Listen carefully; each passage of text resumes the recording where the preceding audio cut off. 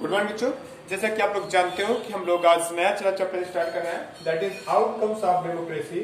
Outcomes of democracy, democracy political science बच्चों, political science.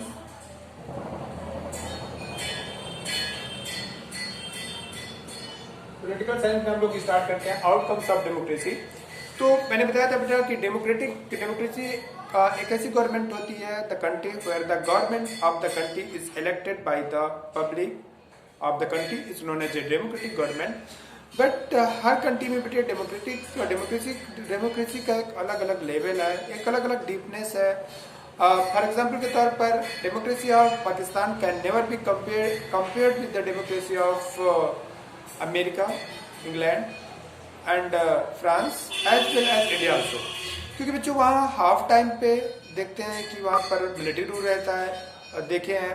और चाहे वो जनरल याह्या खां से स्टार्ट हुआ हो, चाहे जनरल याह्या खां रहे हों या जनरल जियाउल हक जिन्होंने जुल्फिकार अली भुट्टो की गवर्नमेंट को तख्ता पलट किया और बाद में जुल्फिकार अली भुट्टो को फांसी दी गई। या सेम कंडीशन हम बातें करते हैं जनरल जियाउल हक के बाद मिस्टर परवेज मुशर्रफ की बात करते हैं। तो परवेज मुशर्रफ ने भी बेटे मिस्टर नवाज शरीफ की गवर्नमेंट को टर्मिनेट किया था, तख्ता पलट किया था और पावर को अपने हाथ में ले लिया था।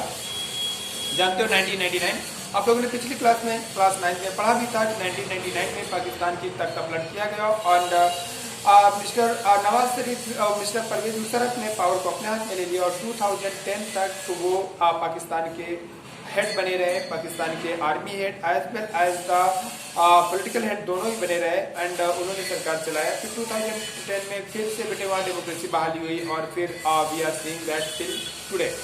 तो मेरे कहने का मतलब है कि वहाँ पर बच्चों आज भी अगर देखो तो mister Imran Khan who is the prime minister of Pakistan, उनके ऊपर हमेशा ब्लेम लगते हैं कि he is just like as a representative of army. वो आर्मी को रिप्रेजेंट करते हैं, आर्मी के प्रेशर में काम करते हैं।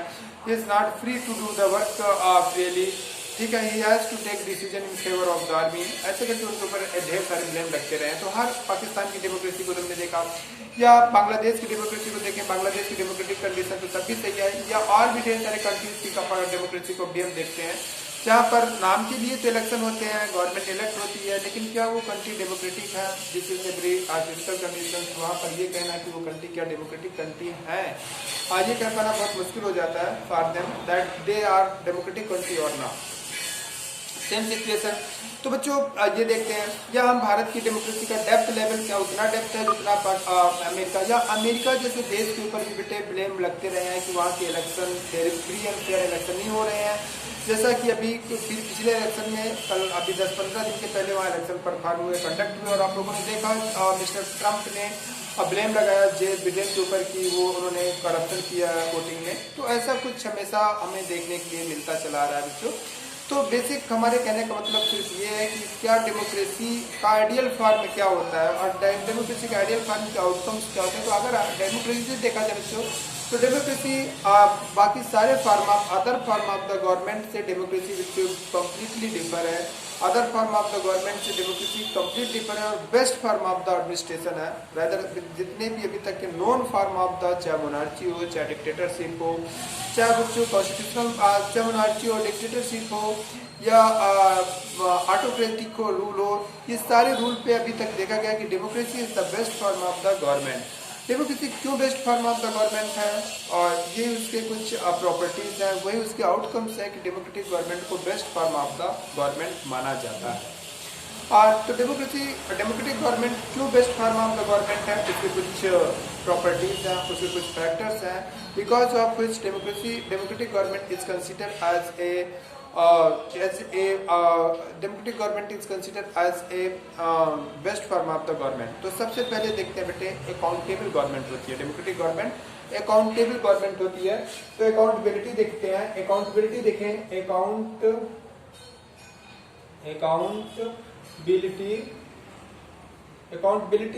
अकाउंटेबिलिटी गवर्नमेंट होती है, अकाउंटेबल गवर्नमेंट होती है,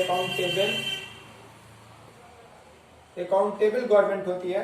तो अकाउंटेबल गवर्नमेंट किस गवर्नमेंट को कह सकते हैं बच्चों? तो the government which is responsible to या answerable गवर्नमेंट, अकाउंटेबल गवर्नमेंट को answerable भी गवर्नमेंट भी कह सकते हैं। अकाउंटेबल गवर्नमेंट बेटे एक ऐसी गवर्नमेंट को कंसिडर किया जाता है the government which is responsible to give the answer to the public, क्योंकि पब्लिक ही बेटे उसे 5 साल के लिए इलेक्ट करती है, तो वो पब्लिक के क्वेश्चंस की अकाउंटेबल होती है, अकाउंटेबिलिटी होती है। और अकाउंटेबिलिटी सिर्फ democratic form of the government के पास ही केवल अकाउंटेबिलिटी होती है, बाकी other form of the government कभी बेटे अकाउंटेबल नहीं होती है। किंग से हम पूछ नहीं सकते कि आपने ऐसा क्यों नहीं किया, या डिक्टेटर से कोई डिक्टेटरशिप से पूछ नहीं सकता। किंग के सामने आप लोग जब जानते हो कि जब इंडिया एक मोनार्चियल कंट्री था, अगर हम मेडिवल एज या किसी भी एज में जाएं, जब मोनार्चियल कंट्री था तो राजा के सामने बेटे किसी को सीधे स्टेट खड़े होने के लिए भी अलाउड नहीं होता था। No one was allowed to stand state before the king.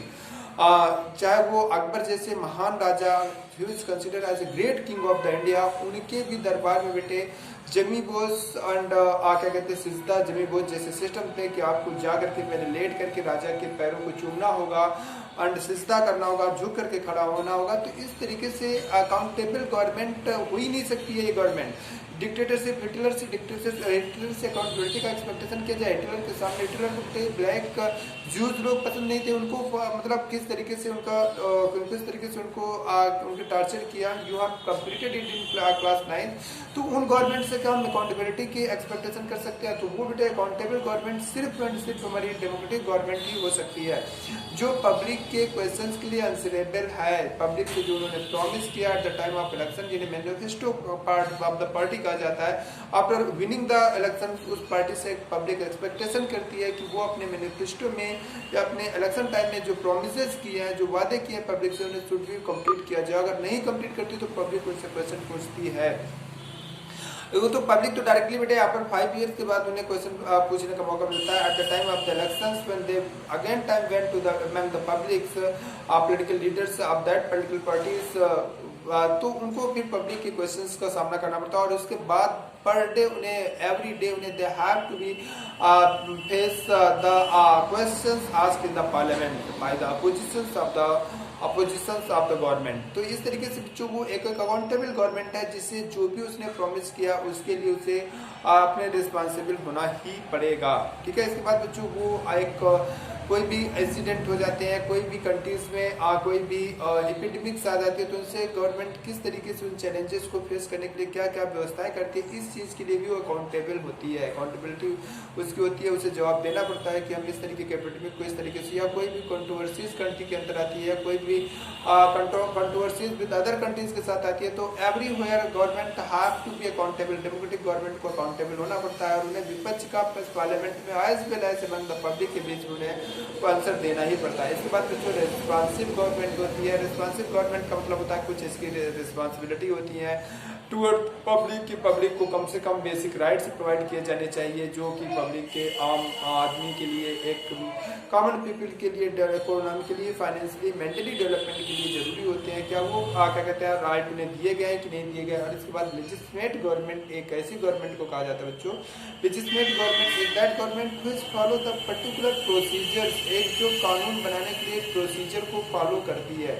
For example के तौर पर बच्चों आप लोगों ने देखा होगा, यू हैव सीन दैट, तो लेजिस्लेटिव गवर्नमेंट आप लोगों को समझ में बच्चों, मैं आप लोगों से बातें कर रहा था कि आप लोगों ने अभी देखा होगा कि ढेर सारी जगहों पर हमने वी हैव सीन कि बच्चों ढेर जगहों पर हमने पढ़ा कि फ्रांस में का लुई 14 हमेशा कहा करते थे जो मैंने कह दिया वही कानून है, मतलब या कोई हिटलर जो सोचता था वही कानून होता था। तो मतलब जो king and other form of the government होते हैं बेटे, उसमें कोई कानून बनाने का एक निश्चित सर्टेन प्रोसीजर्स नहीं होता है। There is no procedure for the formation of the law. फाइल बच्चों इन डेमोक्रेटिक गवर्नमेंट में हम देखते हैं कि कानून बनाने का एक सर्टेन प्रोसीजर्स होता है, उस प्रोसीजर को फॉलो करते हुए कंट्री ऑफ द गवर्नमेंट जो होती है बच्चों वो अल्लाह को फॉर्मेट करती है। फॉर एग्जाम्पल के तौर पर इन इंडिया के केस में हम बातें करते हैं, इन इंडिया में जो लॉ बनते हैं उनका एक प्रोसीजर होता है कि बिल पहले लोकसभा या राज्यसभा किसी भी हाउस में रिप्रेजेंट किया जा सकता है। अगर वो फाइनेंशियल बिल नहीं है, मनी से रिलेटेड बिलोंगिंग बिल नहीं है, तो उसे चाहे लोकसभा में रिप्रेजेंट किया जाए चाहे राज्यसभा में रिप्रेजेंट किया जाए। एंड लोकसभा राज्यसभा में रिप्रेजेंट होने के बाद उस पर जो डिस्कशन होता है, डिस्कशन होने के बाद फिर उस पर वोटिंग होती है, और वोटिंग होने के बाद जब बिल पास हो जाता है तो प्रेसिडेंट या मतलब स्टेट के केस में गवर्नर और in case of the centre के केस में वो प्रेसिडेंट के पास साइन होने के जाता है, और जिस दिन बेटे प्रेसिडेंट उस पर अपना साइन करता है, at that day on which president sign the bill, उस दिन से वो बिल लॉ बन जाता है। ठीक है, उस दिन से वो लॉ बन जाता है। तो मेरे कहने को सर्टेन प्रोसीजर है कि पहले बिल लोकसभा में जाएगा, फिर लोकसभा से बिल पास होगा तो राज्यसभा में जाएगा, राज्यसभा से बिल पास होगा तो प्रेसिडेंट के पास साइन होने के लिए जाएगा। अगर लोकसभा से बिल पास होकर के राज्यसभा में जा रहा है और बिल अगर वहाँ नहीं पास हो पा रहा, बिल गिर जा रहा है, तो फिर लोकसभा क्योंकि जो लोकसभा से बिल पास हुआ है, इट मीन्स प्राइम मिनिस्टर और उसकी कैबिनेट चाहती है कि बिल पास होना, क्योंकि गवर्नमेंट की मेजॉरिटी होती है इन द लोकसभा से बिल पास होना है, मतलब गवर्नमेंट की मेजॉरिटी ग्रुप चाहता है कि बिल शुड बी पास। तो उस सिचुएशन में बेटे प्राइम मिनिस्टर ज्वाइंट मीटिंग की एडवाइस करता है प्रेसिडेंट को, और ज्वाइंट मीटिंग होती है लोकसभा राज्यसभा का, हेडेड बाय लोकसभा स्पीकर के थ्रू, और फिर जाकर के बिल पास होता है। अगर तब इस सिचुएशन में ऐसा होता है, ये केस तभी नहीं किया जा सकता जब बच्चों bill amendment of Indian constitution से बिलोंग ना करता हो। इसी तरीके से तो फाइनेंशियल बिल में बच्चों लोकसभा कैसे डोमिनेंट है और राज्यसभा के, मेरे कहने का मतलब बच्चों एक सर्टेन प्रोसीजर से लॉ बनाए जाते हैं, सर्टेन प्रोसीजर से कानून बनते हैं, जबकि other form of the government में बेटे कोई प्रोसीजर्स नहीं होता है, वो लेजिस्लेट गवर्नमेंट नहीं होते, दे डोंट फॉलो, उसमें जो डिक्टेटर ने सोच लिया वही बेटे कानून बन जाता है। तो मेरे कहने का मतलब ये है कि ये एक लेजिस्लेट गवर्नमेंट होती है। तो अकाउंटेबल गवर्नमेंट आपको समझ में आया कि गवर्नमेंट अकाउंटेबल होती है, टाइम टू टाइम पे उससे बेटे हर चीज़ों पे जरूर अपोजिशन का के लिए जवाब देना पड़ता है, और पब्लिक के लिए भी directly they have to be accountable, they have to answerable to the public when they are when government is unable to fulfil the promises which was present in their manifesto। ठीक है, तो बच्चों ये क्या कहते हैं, ये अकाउंटेबिलिटी होती है। इसके बाद इन cost accountability, I have to explain you that what is meaning of the accountable. तो अकाउंटेबल गवर्नमेंट आई थिंक आप लोगों को समझ में आ गया कि अकाउंटेबल गवर्नमेंट क्या होती है। इसके बाद बच्चों norms and procedures are based on the decisions making. तो डिसीजन मेकिंग मैंने बताया कि बेटे कानून बनाने के एक सर्टेन प्रोसीजर्स होते हैं। ठीक है, टर्म्स ऑफ लेजिस्लेट मैंने बताया। इसके बाद डिमांड ऑफ हाँ, जो डेमोक्रेटिक गवर्नमेंट की एक रिस्पॉन्सिबिलिटी होती है, रिस्पॉन्सिबल गवर्नमेंट होती है कि वो पब्लिक की डिमांड को फुलफिल करे, या क्या नाम से बेसिक नीड्स को ऑफ द पीपल के रिक्वायर्ड को फुलफिल करे। These are the basic requirement which should be fulfilled by the government, and this is the responsibility that a minimum level of the life should be provided by the government, and everyone should needs of everyone should be fulfilled. Basic needs like food should be fulfilled by the government। तो ये क्या कहते हैं, responsible and legislate government होती है। इसके बारे में जो हम लोगों ने डिस्कस किया। फिर अब बातें हम करते हैं बेटे इकोनॉमिक ग्रोथ के बारे में। The terms of economic growth and development. Economic growth and development की बातें करें। Economic growth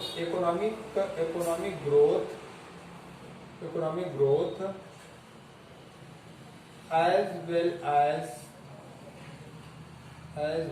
as economic development।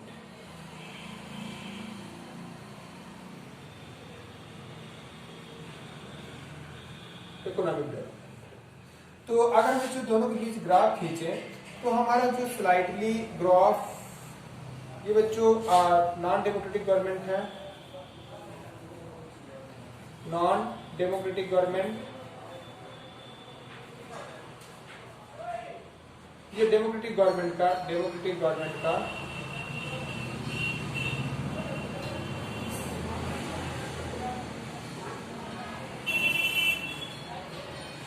Non democratic government का ग्राफ है, और नीचे वाला डेमोक्रेटिक गवर्नमेंट का ग्राफ है।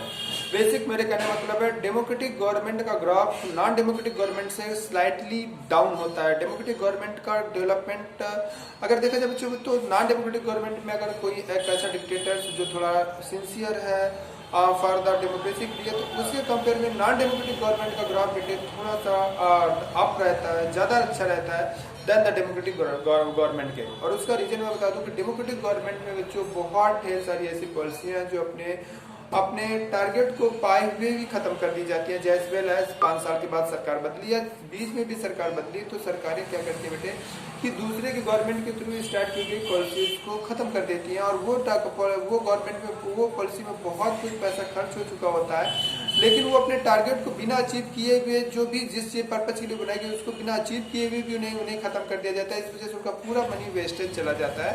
तो ऐसी सिचुएशंस को बेटा, ऐसी सिचुएशंस क्रिटिकल सिचुएशन बन जाती है किसी भी कंट्री के लिए। That type of the situation become the critical situation for the country के लिए, वैसे कंट्री के लिए बच्चों। तो इस वजह से नॉन डेमोक्रेटिक गवर्नमेंट में और डेमोक्रेटिक गवर्नमेंट में ऐसी ढेर सारी पॉलिसीज हैं जो गवर्नमेंट के चेंज होने के बाद खत्म कर दी जाती हैं और जो कि अपने टारगेट को अचीव किए जाने के पहले ही खत्म कर दी जाती हैं। तो इस सिचुएशन में जब हम देखते हैं बेटा तो हमें फील होता है कि क्या कहते हैं, डेमोक्रेटिक गवर्नमेंट का ग्राफ इकोनॉमिक फाइनेंशियली डेवलपमेंट बेटे नॉन डेमोक्रेटिक गवर्नमेंट के खिलाफ कंपेरेटिवली कुछ ज़्यादा ही मतलब कम होता है, कंपेरेटिवली कम होता है। तो डेमोक्रेटिक गवर्नमेंट में इकोनॉमिक डेवलपमेंट थोड़ा कम देखने के लिए मिलता है comparatively as a non democratic government कुछ जगहों पर, मगर डेमोक्रेटिक गवर्नमेंट सिंसियर है। इसके बाद बच्चों the terms of reduction of inequality and poverty. बेटे डेमोक्रेटिक गवर्नमेंट की ये पॉलिसी होती है कि एमंग द डिफरेंट पीपल के बीच में जो इनइक्वालिटी एस्टेब्लिश है, चाहे वो कास्ट इनइक्वालिटी हो, चाहे वो रिलीजियस की इनइक्वालिटी हो, या डिफरेंट टाइप्स की, चाहे वो फाइनेंशियल इनइक्वालिटी हो, चाहे वो सोशल स्टेटस इनइक्वालिटी हो, उस स्टेटस को कम करना, उस इनइक्वालिटी को कम करना डेमोक्रेटिक गवर्नमेंट की मॉरल रिस्पॉन्सिबिलिटी होती है कि सब लोगों की लाइफ को बेसिक लेवल पर बेसिक सपोर्ट प्रोवाइड किया जाना चाहिए। तो ये क्या कहते हैं, नॉन डेमोक्रेटिक गवर्नमेंट की एक पॉलिसीज होती है, नॉन डेमोक्रेटिक गवर्नमेंट की एक पॉलिसी है। और इसके बाद बच्चों नॉन डेमोक्रेटिक गवर्नमेंट की बहुत ये एक इम्पोर्टेंट पॉलिसी। और इसके बाद फिर मैंने आप लोगों को एक्सप्लेन किया कि नॉन डेमोक्रेटिक गवर्नमेंट की एक मेजर डेमोक्रेटिक गवर्नमेंट की एक मेजर ये भी होती है कि वो पॉवर्टी को रिड्यूस कीजिए, जबकि हिटलर की पॉलिसी थी पुअर को खत्म कर दो, पॉवर्टी अपने से खत्म हो जाएगी। जबकि डेमोक्रेटिक गवर्नमेंट की होती है कि जो पुअर लोग हैं उनके लाइफ स्टेटस को, उनके बेसिक स्टेटस को उठा करके बराबर मिलाया जाए या एक लेवल प्रोवाइड किया जाए जिससे इनइक्वालिटी को खत्म किया जा सके। जिससे आप पॉवर्टी तो खत्म नहीं की जा सकती बच्चों, क्योंकि पॉवर्टी एक कंपेरेटिवली टर्म्स है कि अगर हम बातें करें 10 करोड़पति लोग इकट्ठा है तो उनके बीच में जो 50 लाख वाला इंसान होगा वो पुअर होगा। लेकिन अगर देखा जाए कुछ गरीब लोग इकट्ठा है तो उनके बीच में जिनके पास 10-20 हज़ार रुपये होगा वो रिच होगा। तो मेरे कहने का मतलब है पॉवर्टी भी एक ऐसा टर्म्स है जिसे पॉवर्टी एक ऐसा टर्म्स है जिसे खत्म नहीं किया जा सकता, क्योंकि ये जिस लेवल पे होगा वहीं पर ये अपने आप को क्रिएट कर लेता है। तो इसके बाद तो बच्चों ये एक छोटा सा वीडियो है, इसके बाद फिर हम एक वीडियो और बनाते हैं, तब जा करके आप लोगों का एक दिन का लेक्चर कंप्लीट। ओके बच्चों, थैंक यू।